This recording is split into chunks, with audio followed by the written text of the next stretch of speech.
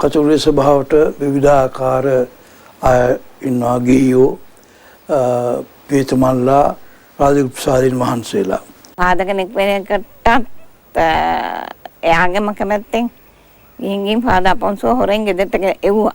Bishop පුන්නාන්ස කෙනෙක් කෙනෙක් අපිට බලාපොරොත්තු වෙන්න බෑ. ස්වාමි කෙනෙක් වෙයි කියලා බලාපොරොත්තු නැහැ. කැලණියේ විසූ රන්නගේ දොන් ෆ්ලොරිඩා මහත්මියට සහ වින්සන් ගෝමිස් වලට දූ දරුවන් 6 දෙනෙක් වූවා. මෙම පවුලේ බාලයා නමින් ඔස්වල්ඩ්. වර්ෂ 1932 දෙසැම්බර් මාස 12 වෙනි දින උපත ලද මෙම පිරිමි දරුවා ප්‍රසිද්ධ කැලණි විහාරයට මායිම පිහිටි තම නිවසේ කුඩා කාලය ගත කළේ ඉමහත් කෙලිදොලින්. එමුදර ගෙදර මුහුරුසල් වෙලා ඉගෙන ගත්ත කෙනානේ, හිටිය කෙනානේ. අප්පාට තමයි හුඟක්ම ඇල්ම. ඉස්කෝලේ යන්න ඉස්සෙල්ලා මේ කරත්තේ ලෑස්ති ඔක්කොම ලෑස්ති නෑ පප්පා ළඟ උඩ කොටලා පිටත ගගා ඉන්නවා පප්පා. ඉතින් අර මම කෑ ගහන්න ඕනේ මේ ළමයාම නම් කවදාකවත් හදන්නේ නැහැ කියලා මම බයිනවා. ඒ පාර සපත් දෙක අතේ අරන් දුවලා විල තමයි කරත්තේ ඉස්කෝලේට දාන්නේ මේ සපත්තු. දැන් ඉස්කෝලේ යන්න පුරුදු කරන්න මාස එකමාරක් විතර මං ගියා. අද ඩී.බී. ජයතිලක විදුහල කියන එක ඒක තියෙන්නේ අපේ ගෙදර ඉඳලා පයින් යන දුර වරාගොඩ. එතන හිටියා නිස්සංක ඉස්කෝල මහත්මයා කියලා. ඒ නිස්සංක ඉස්කෝල මහත්මයා අපේ තාත්තත් එක්ක හුඟක් මිත්‍රයි. ඉතින් ඒ නිසා මාව මාසයක් විතර එතනට යවුවා. මට මතකයි ඒ ඉස්කෝලේ. ඊළඟට ඒ අවුරුද්දෙම පෙබ්‍රුවාරි මාසේ සාන්ත බෙනඩික්ට් මහ විදුහලට මාවත් යවුවා අයියලත් එක්ක. ඒ යවලා එතන අධ්‍යාපනය ලැබුවා 1942 පෙබ්‍රුවාරි මාස වෙනකල්. හේතුව එතෙන්දී අපිට අස්වෙන්න සිද්ධ වුණා යුද්ධය ඇවිල්ලා හිටන් ඒ ඉස්කෝල ඔක්කොම කොළඹ ඉස්කෝල ඔක්කොම යුද්ධ හමුදාවන් ආරක්ෂා කරන්න ඒවා බාරගත්තා. ඒවා යුද කඳවුරු කෙරුවා. වාසනාවකට සාන්ත ජෝසප් මහවිදුහලේ ශාඛාවක් ආරම්භ කරලා තිබුණා සෙන්ට් පෝල්ස් ස්කූල් කියලා වරාගොඩම. මේක එම්.ජේ. ලෙගොක් පියතුමා අධ්‍යක්ෂක පියතුමා වශයෙන් ඉන්නකොටයි ඒක ඉදි කරලා තිබුණේ 1935 ආරම්භ කරලා.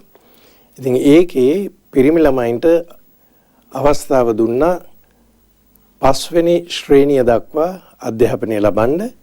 ඊට පස්සේ එතනින් ඉහළ පන්ති වල පිරිමි ළමයින්ට හවස් වරුවේ ඉස්කෝල තිබුණා. එතකොට සෙන්ට් ජෝසප්ස් මහාවිද්‍යාලයේ ශාඛාවක් මේක. පෙරපිටියේ පළලියේ ඕල්ඩර්ස් කෙනෙක් හැටියට දැනෙනවා. එතලා ඒ වැඩ කරන කාලේ තමයි අර ඒ ඇඳුම ඇඳගෙන සෑමදාම වගේ විපාන්දර 6 පූජාවට යන්න පටන් ගත්තා. පල්ලියේ වැඩ කරන්න සර්විස්. එතෙන් තමයි එහෙමම කොට්ජ් එකට යනවනේ. සෙමිනරි වලට කල්පනා කරුවේ.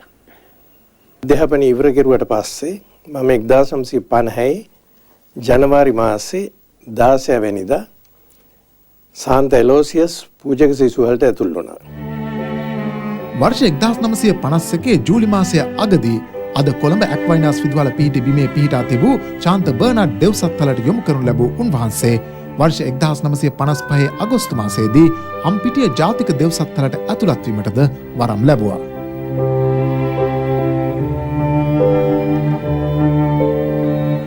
ජාතික දෙව්සත්තලට ගිය පළමුවෙනි කණ්ඩායමේ අපි හිටියේ. එතන තමයි අපි දේව ධර්මය පිළිබඳව අපේ අධ්‍යාපනය නිම කෙරුවේ. ඒ කරලා තමයි 1958 පෙබ්‍රුවාරි මාසේ 3 වෙනිදා පූජකවරයට ඔසවනු ලැබුවේ. කාඩිනල් තෝමස් කුරේ හිමිපාණන් තමයි මාව පූජාතුරයට පත් කෙරුවේ. ඒ කරලා ඒ අවුරුද්දෙම 1958 ජූනි මාසේ ආපහු කුඩා දෙව්සත්තලට හෙවත් සෙන්ට් එලෝෂියස් සෙමිනරි කියන එකට එව්වා උගන්වන්න. ශාන්ත ඇලෝසිය දෙව්සත්තලේ ඉගැන්වීමේ කටයුතු වලට අමතරව එහි මුදල් අංශයද භාරව කටයුතු කරමින් සිටි උන්වහන්සේව වර්ෂ 1960 මැයි මාසයේදී කොළඹ කතෝලික මුද්‍රණාලයේ අධ්‍යක්ෂ ලෙස පත් කරනු ලැබුවා. වර්ෂ 1961 අගෝස්තු මාසයේදී ඥානාර්ථ ප්‍රදීපයේ පුවත්පතේ ප්‍රධාන සංස්කාරක ධූරයට එතුමා පත් කරනු ලැබූ අතර කතෝලික මුද්‍රණාලයේ අධිපති සහ ඥානාර්ථ ප්‍රදීපයේ ප්‍රධාන සංස්කාරක ධූරය යන තනතුරු දෙකම එකවර ලද පළමු තැනැත්තාද උන්වහන්සේ. මේ කතා කරන්නේ ඔස්වල් කොල්මන් ගෝමිස් කියන සහායක රාජගුප්ත ස්වාමීන් වහන්සේ. පසුව උන්වහන්සේ අනුරාධපුරයේද කොළඹද රාජගුප්ත ස්වාමීන් වහන්සේ වුණා. දැන් උන්වහන්සේ විශ්‍රාමිකව ඉන්නවා. එවකට කොළඹ සහායක රදගුරු ලෙස කටයුතු කළ අතිඋතුම් ෆ්‍රැන්ක් මාකස් රදගුරු හිමිපාණන්ගේ ලේකම් සහ ලාදුරු රෝහලේ ආත්මික කටයුතු භාරව සිටි ඔස්වල් ගෝමිස් පියතුමන්ව වර්ෂ 1968 අප්‍රේල් මාස 9 වෙනි දින ශුද්ධාසනය විසින් කොළඹ සහායක රදගුරු හිමිතුමෙකු ලෙස නම් කරනු ලැබුවා. ගරු එඩ්මන් ප්‍රනාන්දු පියතුමා සමග කොළඹ සහායක රදගුරු හිමිවරුන් ලෙස උන්වහන්සේ අභිෂේක කරනු ලැබුවේ වර්ෂ 1968 ජූලි මාස 17 වෙනිදායි.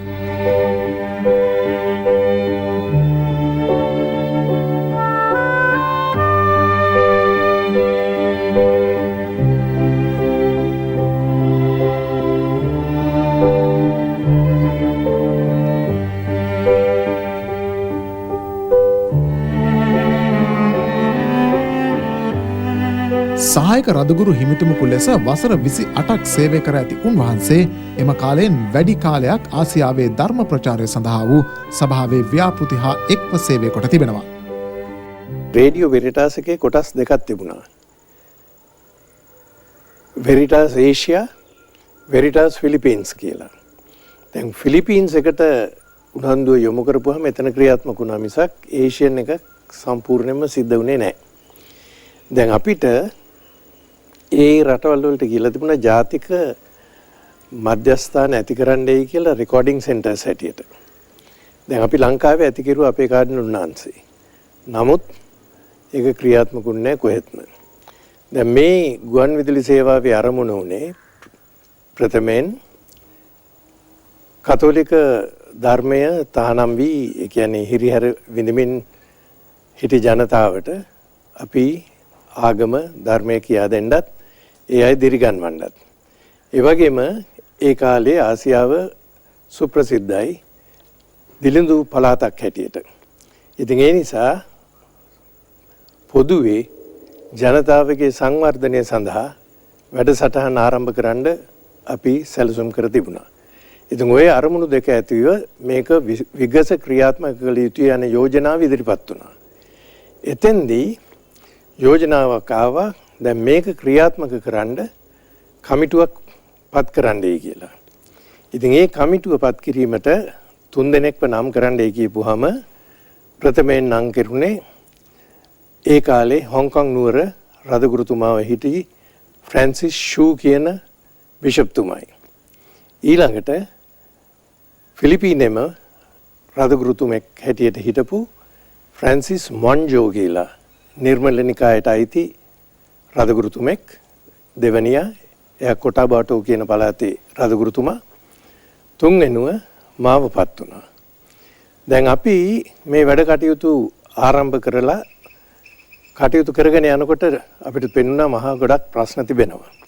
ඉතින් මේ ප්‍රශ්න කොච්චර තිබුණත් අපි කරමුයි කියලා ආරම්භ කරනකොට ෆ්‍රැන්සිස් ෂූ රදගුරුතුමාට මොකන් නමුත් මම හිතන්නේ එයාගේ සෞඛ්‍ය තත්ත්වය අනුව දන්නේ වැටහිලා කිව්වා මට නම් බෑ මේකේ මේ සභාපති හැටියට ක්‍රියාත්මක වෙන්න වහන්සේ මේක බාර ගන්න කියලා. මම කිව්වා මට නම් බෑ මොකද මම මේ පත්වීම් ලැබලා ඉන්නවා ඊතරමයි අලුත් කෙනෙක් හැටියට මට බලපුරුද්දකුත් නැහැ. අනිත් එක එහෙම වගකීමක් බාර අරගන්න ටිකක් ශක්තිය තියෙන්න ඕනයි කියලා. නෑ ඒකට කමක් නෑ. తాවකාලිකව මම බාර ගන්නම් කියලා හිටන් ඒ සැරේ මම පිළිගත්තා. දැන් අපේ දෙවෙනි රැස්වීම තිබුණේ තයිපේ නුවර 1974. ඒ 74 වෙනකොටත් අපි හුඟක් වැඩ කටයුතු සැලසුම් කර තිබුණා. දැන් නිල වශයෙන් මේ වාර්තාව අපිට ඉදිරිපත් කරන්න තිබුණා ඒ රැස්වීමට. දැන් ඒකටත් ආසියාවේ නියෝජිත රාජගුරු ප්‍රසාදීන් වහන්සේලා රසක් ඇවිත් හිටියා. එතෙන්දී ඒ අය ඉතාමත් සතුටින් පිළිගත්ත අපි මේ ප්‍රතිසංවිධානය කරන්න දුන්න සැලසුම් මාලාව. ඉතින් ඒ යෝජනා පිළි අරගෙන කිව්වා මේ කමිටුවම අපි පත් කරමුයි කියලා. එතකොට ඡන්දෙන් මහපත් වුණා තව අවුරුදු 4කට. එතන ඉඳලා තමයි අපි මේ රේඩියෝ වෙරිටාස් ගුවන් විදුලි සේවාව ඉදිරියට කරගෙන යන්න සැලසුම් කෙරුවේ.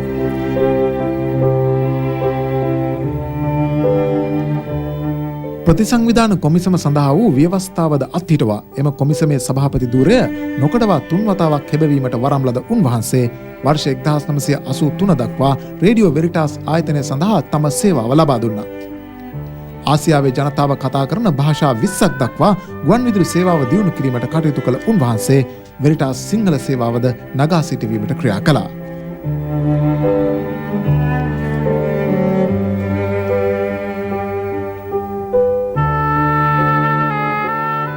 කැලණියේ උපත ලද ඔස්වල් ගෝමස් හිමිපාණන් සිය දෙව්සත් හල් ජීවිත කාලයේ සිටම බෞද්ධ භික්ෂුන් වහන්සේ සමග ඉතා කිට්ටු ඇසුරක් පැවැත් වූ තැනැත්තෙක්.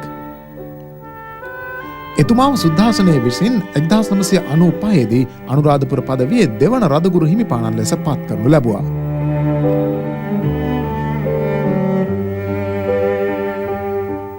මට අනුරාධපුරේ රදගුරු හැටියට පත්වීම ලැබුණේ 1995 නොවැම්බර් මාසේ 15 වෙනිදා. මම වැඩබාර ගත්තා 1996 ජනවාරි මාසේ 15 වෙනිදා. එදා හිටන් අපිට හුඟක් ප්‍රශ්න එහෙදී ඇති වුණේ මේ තිබෙච්ච යුද්ධ තත්ත්වය නිසායි. ඉතින් ඒ හන්දා අපි ඔක්කොම සමගි වෙලා යම් යම් වැඩපිළිවෙල සකස් කරගත්තා. සාමය උදා කරන්නත් ඒ වගේම හිටපු දෙමළ ජනතාවත් සිංහල ජනතාවත් අතර සුහදතාවය ඇති කරන්න. මට මතකයි සර්වෝදයෙන් සංවිධානය කරපු වැඩසටහන් කීපයකට අපි කතෝලික පිරිස හැටියට මෙහෙවමින් බෞද්ධ පිරිස, හින්දු පිරිස, මුස්ලිම් පිරිස ආදී සියලු දෙනා එක්ක සමගියෙන් අපි මේ වැඩ කටයුතු හුඟක් සංවිධානය කරගෙන මේ නොඑක් ප්‍රසිද්ධ රැස්වීම් සම්මේලන ඔය ආදී වශයෙන් පෙරහැරවල් ඒ ආදී වශයෙන් අපි ඒ සඳහා සාමය උදා කරන්න වෑයමක් දැරුවා. අස්වල් රාජප්‍රසාදින් වහන්සේ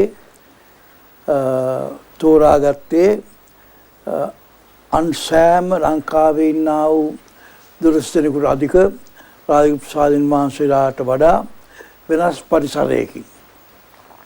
උන්වහන්සේගේ ගේ තිබුණේ කැලණියේ පන්සල පිටිපස්සේ. ඒ නිසා බෞද්ධයන් සමග ඉතාමත් දැඩි සම්බන්ධතාවයක් හා බෞද්ධයන් ගැන හොඳ අවබෝධයක් තියෙනවා ලංකා කතෝලික සභාවේ රාජප්‍රසාදින් වහන්සේලා අතුරෙන්. බෞද්ධ කතෝලික සහයෝගය ඇතිකරන්න සමගිය අපි හුඟක් සාර්ථකව වැඩපිළිවෙල් කීපයක් කෙරුවා.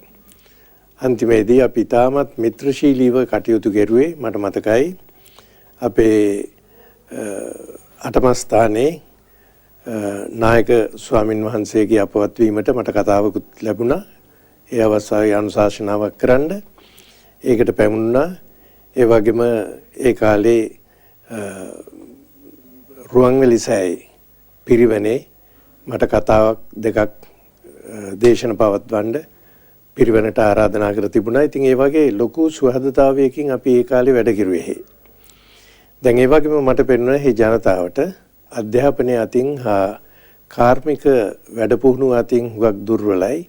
ඉතින් ඒ නිසා අපේ එවකට තිබිච්ච එකම ඉඩම නොච්චියාගම ඒක අක්කර 15ක් තිබිච්ච ඉඩමක් මම මේ ඩොන් බොස්කෝ ස්වාමීලාව ආරාධනා කරලා සංවිධානය කෙරුවා.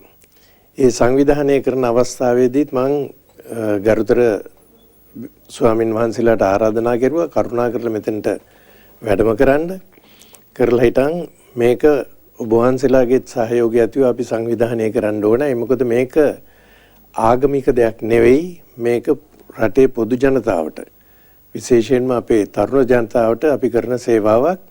ඉතින් ඒකට සම්පූර්ණ සහයෝගය දක්වන්න කියලා උන්වහන්සේලා ඉතාමත් සතුටින් ප්‍රකාශ කරුවා. මේ අවස්ථාවේ අපි අවුරුදු ගණනක් බලා හිටියා මේ වගේ ආයතනයක් අපිට ඇති කරගන්න. නමුත් බැරි වුණා. අපි ස්තුති කරනවා මේ වගේ ආයතනයක් ඇති කෙරුවට කියලා. ලේඛන කලාවේ අති විශේෂ හැකියාවක් ඇති ඔස්වල් ගෝමස් හිමිපාණන් කතෝලික සභාවේ නවෝදය සඳහා පොත් රාශියක් ලියා තිබෙනවා. එලෙසම කතෝලික සභාවට මුහුණ පෑමට සිදු වූ යම් යම් අභියෝග ජය ගැනීම සඳහාද උන්වහන්සේ සිය ලේඛන කලාව භාවිත කළා.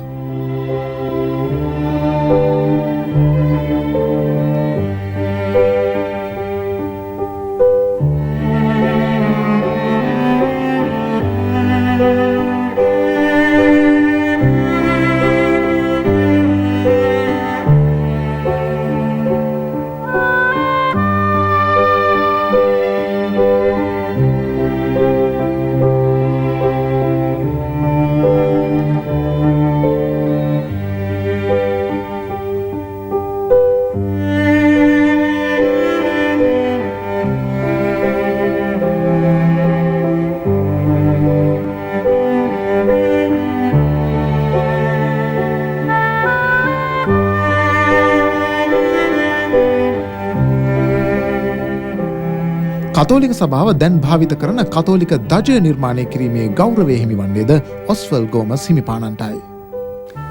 අපේ කතෝලික කොඩිය නිර්මාණය වුණේ ජුබිලි වසර වුණු අවුරුදු 2000. ඒ 2000 වසරේදී අපි මේ ගැන කල්පනා කරුවේ විශේෂයෙන්ම අපේ සැරසිලිවලදී විවිධාකාර කොඩි පාවිච්චි කරනවා. සමහර විට මේ මීසම් වලට ආයෙත් කොඩි කියලා හිතන් භාවිත කෙරුවට කවුරුවත් ඒ කොඩි හඳුනන්නේ නැහැ. සමස්තයක් වශයෙන් දැනගන්න බෑ මොකද්ද මේ කොඩි අර්ථය කියන එක. ඉතින් ඒ නිසා අපි කල්පනා කෙරුවා කතෝලික ජනතාවගේ අනන්‍යතාවය දැක්වීමටත් පොදුවේ අපේ අනන්‍යතාවය ප්‍රකාශ වීමටත් අපේම කොඩියක් තිබිය යුතුය කියන එක. අන්න ඒ අනුව තමයි මේ කොඩිය සකස් කෙරුවේ. මේ කොඩියේ පාට 3ක් තියෙනවා. කහ, සුදු සහ නිල්. දැන් මේ කහයි සුදුයි අරන් තියෙන්නේ සුද්ධෝතම පාප් වහන්සේගේ කොඩියනුයි. ඒකෙන් ප්‍රකාශ වන්නේ අපි සමස්ත සභාවට අයිති ඒ සභාවේ කොටසක් කියන එක.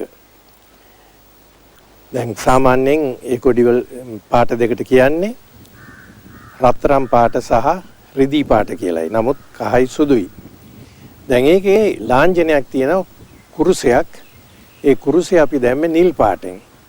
ඒකට හේතුව මේ රටේ ජනතාව එදා හිටම ආරම්භයේ සිටම විශේෂ ලැබියාවක් හා භක්තියක් පෙන්වනවා දේව මාතාවන් වහන්සේට. එතුමියගේ පාට නිල් පාටයි. ඉතින් ඒක පෙන්눔 කරන්න අපි ඒ කුරුසය නිල් පාටෙන් දැම්මා. දැන් කුරුසයේ අර්ථය මේකයි. මේක තමයි ලංකාවේ කැනීම් වලදී අනුරාධපුර යුගයේ හිටන් තිබිච්ච කුරුසයක් හැටියට හඳුනාගෙන තියෙන කුරුසිය. දැන් මේකට ආරම්භයේදී පෘතුගීසින් පවා හිතලා තියෙනවා මේ එතකොට ඒ කාලේ කුරුසිය දැනගෙන හිටියේ නෑ. නමුත් ඉංග්‍රීසියෙන් ආපුවම හිතලා තියෙනවා මේක පෘතුගීසි කුරුසයක් කියලා. නමුත් ඊට පස්සේ කැනීම් වලදී අධ්‍යයනය කරපුවම පැහැදිලි වුණා මේක පෘතුගීසින්ගේ කුරුසයක් නෙවෙයි. ඒ වගේම කුරුසයක් තවත් කොළමත් තිබිලා හමු වෙලා තියෙනවා කැලණි ගඟේ මොයේ කටේ. ඉතින් මේක පෘතුගීසින්ම සටහන් කරලා තියෙනවා අපි මේ රටට පැමිණෙනකොට මෙහෙම කුරුසයක් අපිට තිබිලා හම්බුනායි කියලා. දැන් අපේ පිළිගැනීම මේක සුදව් තෝමස් තුමා ඉන්දියාවට ක්‍රිස්තු වර්ෂ 52 වැඩම කරපුහම උන්වහන්සේ වඩුවෙක් ඒ වඩුවෙක් හැටියට උන්වහන්සේ නිර්මාණය කරපු කුරුසේ තාම අද තියෙනවා මැංගලෝර් නුවර. ඉතින් මේක පැහැදිලිවම අපිට කිව්ව හැකි සුදු තෝමස් මුනිවරයා පිළියෙල කළ කුරුසයක් කියන එක. ඒක කොහොම නමුත් අනුරාධපුරයේ හිටපු ක්‍රිස්තියානි කණ්ඩායමක් මේක ගොඩ නැගිල්ලකට පාවිච්චි කරලා තියෙනවා. අන්න ඒක නිසා ඒක කොටලා තියෙන්නේ. ඉතින් අපි මේ පැරණිම සංකේතය කුරුසය අපි ඒ කොඩියේ යොදා තිබෙනවා.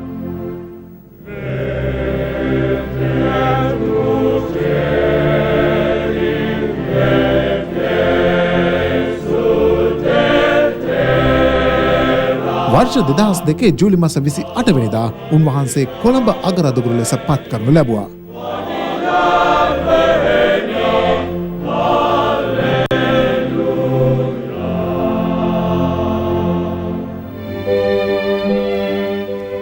ගරු එම්.ජේ. ලෙගොක් පියතුමාණන්ගේ සංකල්පයකට අනුව එදා ආරම්භ කළ ශාඛා විදුහල් පිහිටවීමේ ක්‍රියාවලිය එදාට වඩා අදට අත්‍යවශ්‍ය බව වටහාගත් ඔස්වල් ගෝමස් හිමිපාණන් තමන් අගරදුගුරු හිමිතූරේ දරූ සමයේ ඇති කළ ශාඛා පාසල් ගණන 10කට අධිකයි.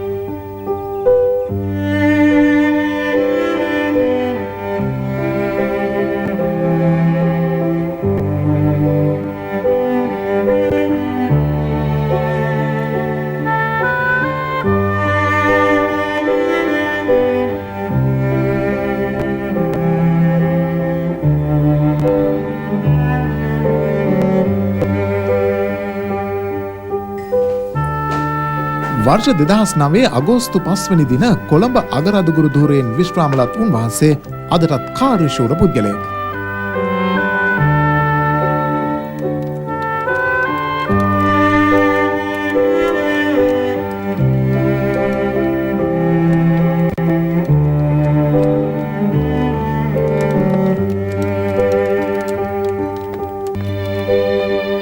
සිය දෙමාපිය උරුමයෙන් ලද භූමියක ඉදිකරමින් පවතින වැඩිහිටි නිවාසය සහ ළමා නිවාසයේ කටයුතු ඉක්මනින් අවසන් කර ගැනීම උන්වහන්සේගේ එක් අරමුණක්.